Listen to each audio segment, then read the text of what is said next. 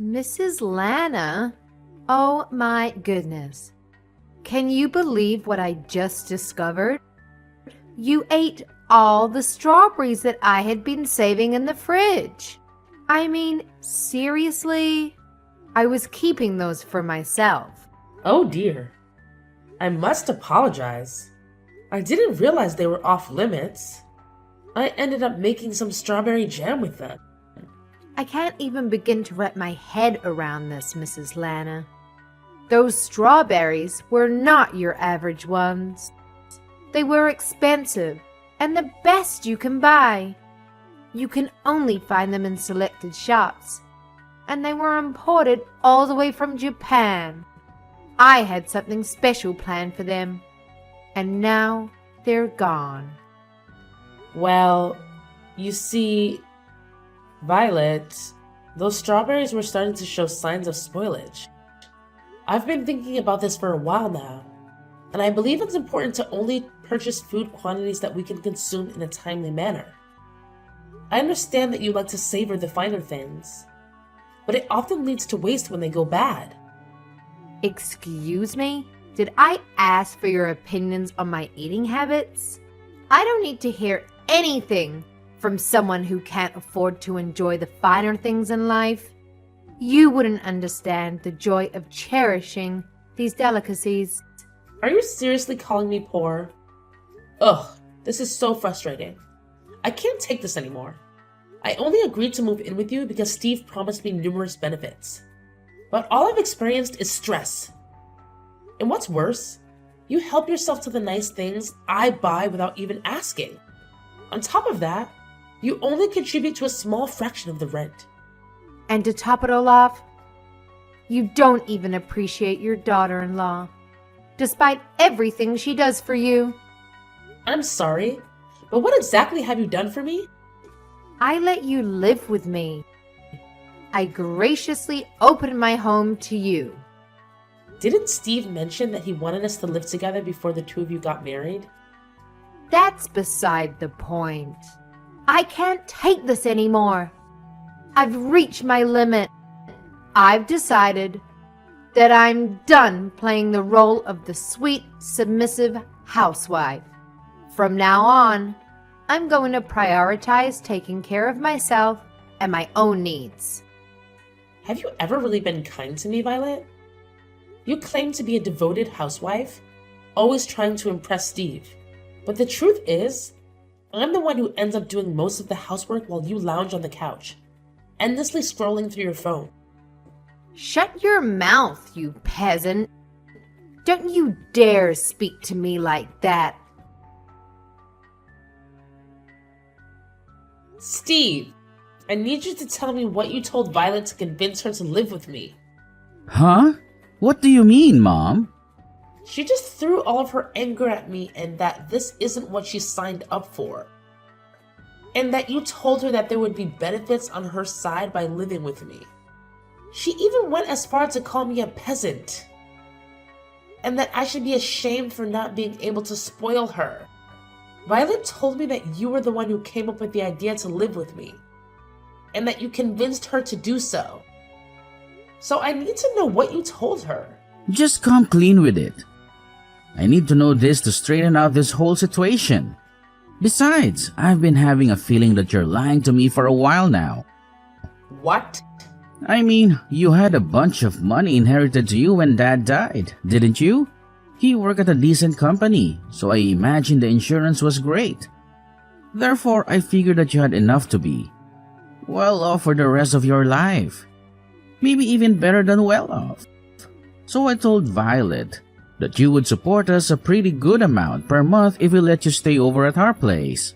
So we had a discussion and decided that it would be best to rent the money that we need for now and have you support us to pay it back. And you tried to ask me to live with you guys without raising any suspicions by keeping something so huge from me? Wow. I remember how happy I was when Violet told me that she wanted to keep me close for when I grew old. It was all about just money, huh? You don't have to say it like that, Mom. Don't you enjoy our company? After finding out about your motives, no, I don't. You turned Violet into a cold-hearted liar. Now all she does is complain about my presence and call me poor. I should never have even bothered living with the two of you. So explain everything to Violet right now. That there was never a conversation about me providing for the two of you, and that you lied about it. And while you're at it, apologize and tell her that you'll single-handedly provide for her from now on. What? How did our conversation end up in that direction? You're supposed to be understanding and help us more with future payments. Why would I do that? Because Violet isn't the same girl as the girl I met either. Ever since my salary started going down, she's been constantly irritated about my presence too. Thanks to that, she and I haven't been doing so well as a couple. I can't say that I didn't notice how her behavior towards you had changed as well. Even in this situation, I believe that you would help me because you're my mother, and that's what mothers should do for their sons. But you didn't even bother offering help. And now you're trying to abandon me in this situation and leave everything in my hands? Don't you see how harsh you're being? You're my mother, so do something. Are you kidding me? How old are you? Someone your age needs to pick up their crap and finally become independent. I'm the one who should be asking you if you're kidding me right now. What kind of mother behaves like that to her son? If you're going to be so cold, then fine. I see how it is. I could kick you out of the house as soon as I want. You are going to kick me out? Even though you're the one who suggested that I live with you in the first place? If that happens, you're going to be in big trouble, aren't you? You sold our house and all of the land that you owned before moving in with us. You have nowhere to go back to, right? You don't want to become homeless at that age, do you? All you have to do to avoid that outcome is to stay in that house and keep paying your rent to us. I can't believe this. You're threatening me. I've raised my son into a monster. Come on, I'm just negotiating, Mom. Besides, you still have the money that you earned by selling our old house, don't you? I'm sure it wouldn't hurt to pay a little bit of rent every month. I look forward to our business together. We couldn't have had such a nice house without you. So thank you for your support.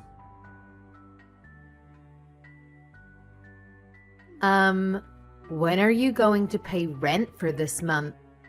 Steve told me that you would be paying $3,000 for rent every month. Why have you still not paid us? What? $3,000? What kind of joke is that? Are you telling me that Steve lied to me again? Why does he always lie? To get out of trouble? He knows that he's going to get caught. Never mind. Then I'll just tell you myself. Steve and I will be asking for $3,000 each month for rent from now on. Are we clear? You can manage to do that, right? No, I can't. I already pay an amount that will pay well over my expenses in a month.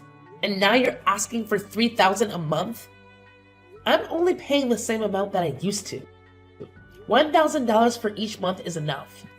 I guess this means our negotiation has failed. I'll pack up your things and leave them outside. Best to gather your things and leave. Please. What? This is your last chance to change your mind. If you oblige to pay $3,000 every month, then we'll let this incident slide. I won't throw you or your things out. So what's it gonna be? Are you going to pay the $3,000 each month as rent? Or are you going to be homeless and spend your nights on a bench in a park? Feel free to make the choices that fit your preference. Haha. I can't believe you. You can't just kick someone out like that. As you've already figured out by now, I'm barely getting by at this point. Thanks to your dumb little son, who couldn't manage to keep his job. We don't have the option to keep another mouth to feed for free. You don't keep me around for free. I pay my part of the expenses. And you say that you don't have the option? But I don't see you getting a job either. Stop arguing with me. My job is to take care of the house. I'm not going to go out and work like a peasant, so you need to pay rent and be accountable for that. How does that make any sense? But you choose to ignore our needs and neglect your part in supporting us. Have you used up all of the money that you had from selling your house already? It's my money and I get to use it however I want. How selfish can you be? You use all of your money for yourself while your son and daughter-in-law are struggling to get by? I can't imagine how easy it must be to rely on someone else to live while not making any contributions whatsoever. But that ends now. If you can't pay your rent, then get out of my house this instant. So that's all I was to you, huh? You never cared about me. You just wanted to use me as an ATM. Well, then, I'm glad to leave. Shut up, you poor old hag. I mean, what else did you expect from us? The only good that you do is pay us. So I think it's fair that we only see you as an ATM. You're not worth the space in our house. You need to leave and never show up ever again. There's literally no point in letting you live with us, you parasite. I guess I'll move into the luxury nursery home with a built-in country club in the town next door. Seriously?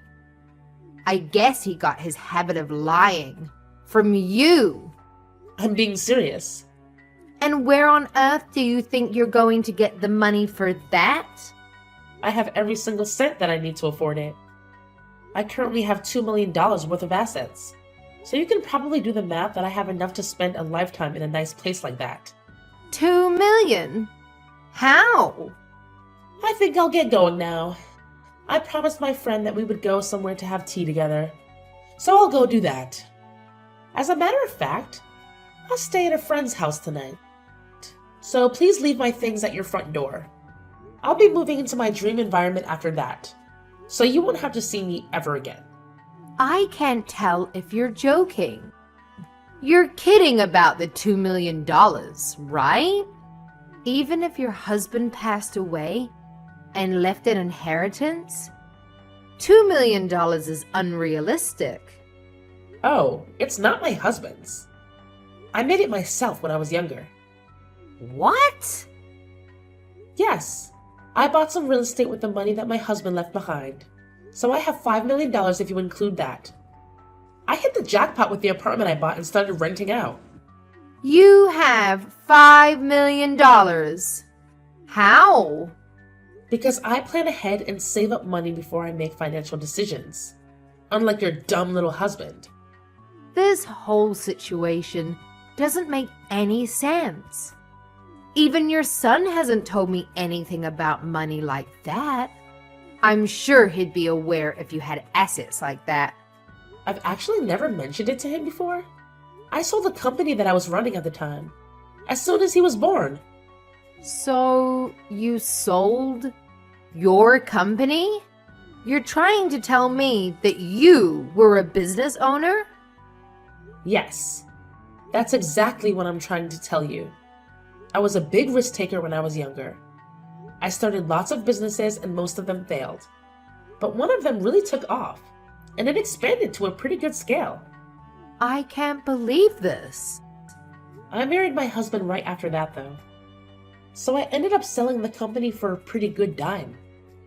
I found it more important to marry and devote myself to the love of my life. Therefore, I sacrificed the potential of becoming a billionaire to pursue it.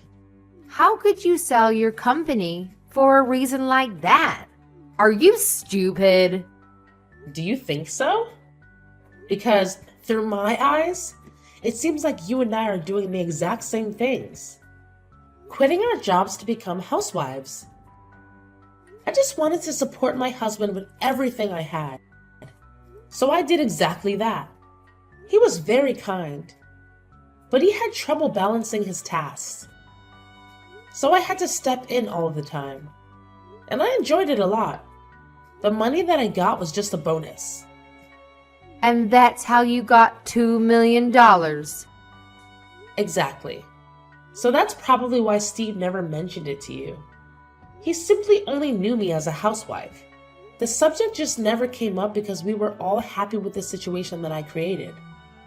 Honestly, my brain can't keep up with all of this. Then you can look it up on the internet tonight. The company is still pretty large in scale. I'm sure you can find my Wikipedia or something as its founder. Mom? What do you mean? You used to own a business? Why did you never tell me about this? And your savings? That should have been the first thing to bring up when you started living with us. Let me ask you this. Why would I have to tell you what my savings are? In fact, why should I even financially support you? Are you serious? Yes, I'm serious. This is my money, so I get to use it however I want. Is there some type of law that obligates me to help you out because I'm your mother? But I'm your son. Isn't helping me out when I'm struggling the normal thing to do? You don't get it, do you? I'm not going to help you. Especially because you're my son. I care for you, so I need you to learn how to keep going on your own. Come on, Mom. Don't be like that. Look, I'm sorry about all of the things that Violet said to you. I really am. And I'll make sure that she understands her faults too. So can you please come back and live with us? Violet is saying she'll do all the housework from now on. And I'm sure things are going to work out this time. All you need to do is support us the way you always did. And all are going to be well. Sorry, but I just finished signing up for the nursing home that I was talking about earlier. So no, I won't be moving back with the two of you anymore. What? Have you already finished signing up? I mean, I can't just stay at a friend's house forever, can I? The place I'm moving to has a whole building to itself. So I'll be spending the rest of my life shopping and sipping margaritas next to the pool. My friend even said that she's moving in with me. So we'll be having the time of our life. They own a whole building? And a country club is inside? How much is that going to cost you? You could have so much money living with us instead. I'd rather use everything I have on myself than let you two parasites steal from me. I hope you and Violet live happily alongside each other. Don't mind me anymore. This poor old hag will be living in a beautiful nursing home with everything she needs to be the happiest she could be. Mrs. Lana, what have you done? What are you talking about? You know what I'm talking about. I really don't. The neighbors. They keep staring at us like we're criminals. And when we approach them, they wouldn't even look us in the eye. It's very difficult to live comfortably when you're surrounded by people who treat you like that. And why do you suppose that I was the one who did something? Because we haven't done anything to any of them. And this all started since you left our house.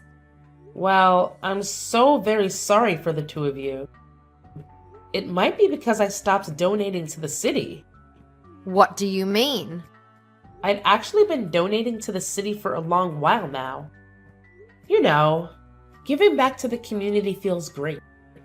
So I'd make large donations towards schools in this area. I also donated all of the money that was used for the furniture of the city hall. That was built up a while ago. I'd make donations like the above every year. You do all of that for people you've never even met? But you still can't pay for our house? How is that fair? Because a couple of adults should be able to account for their own expenses on their own. I lived in that city and the responsibility was partially mine. So even though I'm not strong enough to participate in volunteer activities, I contribute by using my wealth for the good. But now that I've left that town, I've stopped making those donations. It's not my responsibility anymore. What are we supposed to do now? Everyone knows that the two of us were the reason you had to leave. So everyone in the city thinks we are a nuisance? I mean, there aren't many people who are capable of making donations that scale every year, so I guess there won't be anyone to replace me. But it's none of my business anymore. And I have to go easy on spending to keep living in this environment. So all I can say is good luck. What do you mean, good luck? How are we going to keep living here if every single person hates us? Please, come back to town. There's no way on earth that I will ever go back. I mean, who in their right mind would leave a living dream to go back to live with a crappy married couple? If the donations are the problem, then why don't you two just make the donations instead of me? It feels amazing to be able to give back to your community and be appreciated by the people at the same time. I think I've always had a thing for taking care of others. Then take care of us too. Please. Why are you so cold to the two of us? Because it's my policy. I only like to take care of people who I like. Do you not like us? No. I like everyone in that city because they supported me a lot. When my husband first passed away, I had to start raising Steve alone. That's when I decided that I wanted to start making the donations. I'm proud to say that I can probably make any type of sacrifice for the people who I love. But I can't do that if I hate you, right? I don't want to pay a single cent for the two of you. You hate us that much? Your own son and his wife? Yes. Even a grandchild wouldn't convince me to bring the two of you into my life ever again. I can't believe you just said that. Boo-hoo!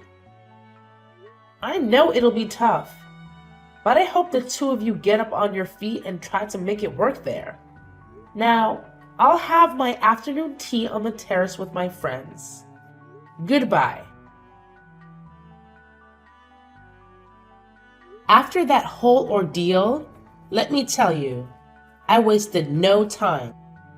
I immediately scheduled a meeting with my lawyer, and together we crafted a rock-solid will that laid out my final wishes. You know what I decided? I made it crystal clear that every single penny in my name would be donated to non-profit organizations from all corners of the globe. Talk about making a difference. As soon as I sent out the letters notifying these incredible organizations about my intentions, something amazing happened. Steve and Violet, the dynamic duo who had been bombarding me with desperate emails, suddenly went quiet. It's like a switch had been flipped. And they finally realized it was time to step up and take charge of their own lives. Can you believe it? Steve, bless his heart, decided to hit the books and buckle down on his studies. He knew that earning a certificate would be his ticket to that sought-after promotion at work. I have to give credit where credit's due. He really put in the effort to better himself. And Violet? Well, she surprised us all by snagging a part-time gig at a local cafe. That's right. She's finally out there hustling and bringing in some extra dough. But here's my thing, my friend. Despite their newfound determination, it seems the city gossip mill is still churning away. People love to talk, don't they? They're whispering all sorts of not-so-nice things behind Steve and Violet's backs. It's a shame, really. But you know what? They're not letting that get to them. They're putting on a brave face and doing their best to earn back their rightful place in the community. I genuinely hope that everything works out for them. I hope they can look back one day and feel a sense of pride in what they've achieved. Life has a funny way of throwing curveballs at us, but sometimes it's those very challenges that push us to grow and become better versions of ourselves. So here's to Steve and Violet. May they find their way and create a future they can truly be proud of. Cheers to that!